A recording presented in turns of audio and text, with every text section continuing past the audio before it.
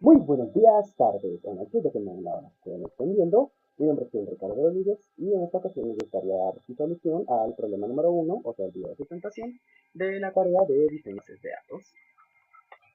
Vamos a empezar con un poco de presentación personal. Mi nombre es Ricardo Rodríguez López y vivo en el corregimiento de Santander.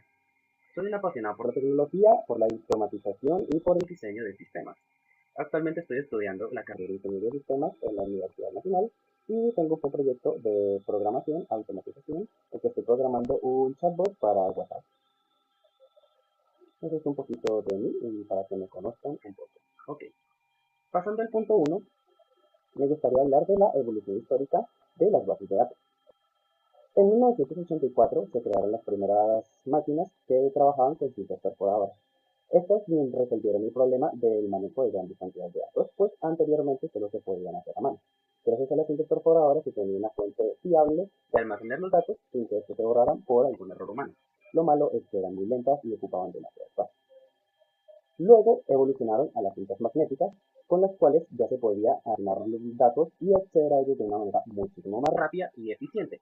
Pero pues también tenían la desventaja de que solo podían almacenar datos y leer los datos de manera secuencial. O sea, que si querían leer el dato que está en la posición 1000, tenían que rebobinar al inicio y andar uno por uno hasta la posición 1000, lo cual lo hacía impráctico para poder leer datos a gran velocidad. Pero fue un gran salto con respecto a las tarjetas temporales. Luego, alrededor de los años 60, se empezó a popularizar el uso de las computadoras modernas, lo que permitió empezar a utilizar los discos duros. Esos tenían la ventaja de poder acceder a la información mucho más rápido.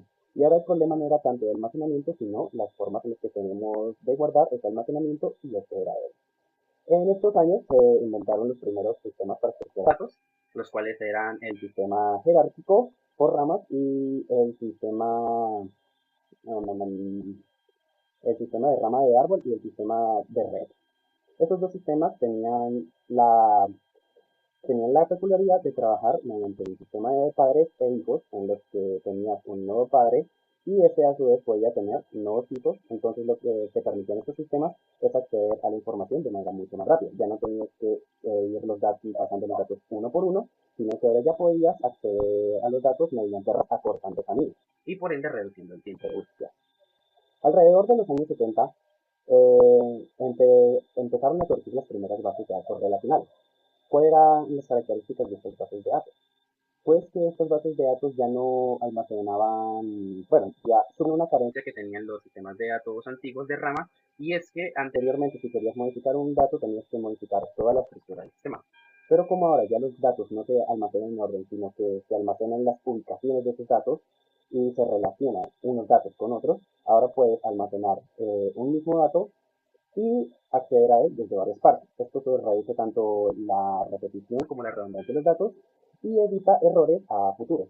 Después, en los años 80 y 90, empezaron a surgir aún más, empezaron a surgir nuevas bases de datos como SQL, SQL, que anteriormente era SQL. Ya luego, en los años 90 y los años 2000, con la popularización del Internet y la expansión del código abierto, empezaron a surgir muchas alternativas gratuitas, como lo que era MySQL y ProgSQL, los cuales pues ayudaron a mejorar muchísimo estos sistemas de bases de datos. En la actualidad ya tenemos sistemas de datos muy fiables y actualmente estamos con nuevas tendencias, las cuales les voy a hablar en esta diapositiva. Ok, conceptos seleccionados. El primer concepto que seleccioné fue el modelo de entidad-relación como arquitectura principal.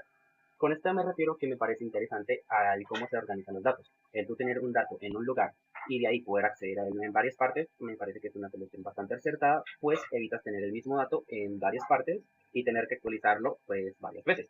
Por ejemplo, si yo en un banco tengo un número de teléfono registrado, pero pasa el tiempo y me hago una segunda cuenta, pero con un número nuevo, el anterior quedaría desactualizado. Con una base de datos final ya no pasaría eso. El segundo es el diseño de algoritmos para la optimización del acceso. No es solo tener los datos almacenados, sino es poder acceder a ellos de una manera rápida y eficiente. Los algoritmos de optimización y búsqueda de datos han evolucionado tanto que ahora podemos acceder a grandes informaciones de datos en cuestión de milisegundos, lo que me parece a mí también muy interesante. Y la base de datos como un sistema. ¿Por qué me parece interesante? Porque una base de datos no solo es estática, sino que se tiene que estar en constante cambio y reaccionar a distintas situaciones, como casos de versiones, por ejemplo, que los clientes tratan de modificar el mismo archivo al mismo tiempo, que un archivo se corre por X y Y razón, que hay una falla de servidores. Entonces, las bases de datos son un sistema flexible y activo que se adapta a las condiciones. Con respecto a las tendencias, me gustaría hablar de las tendencias de las bases de datos vectoriales. Actualmente, con el auge de la inteligencia artificial, las bases de datos tendrían que evolucionar a un formato un poquito más nuevo. Por ejemplo, para una inteligencia artificial cuyo funcionamiento es a través de utilizar matrices multidimensionales complejas, el uso de un almacenamiento mediante vectores hace que encontrar datos sea mucho más eficiente, sobre todo porque al utilizar vectores puedes encontrar información no tanto porque sea exacta, sino por parecida. Por ejemplo, tienes una imagen y alrededor de esa imagen hay vectores apuntando a imágenes que son parecidas. O puedes relacionar dos textos diferentes que hablen de lo mismo con diferentes palabras.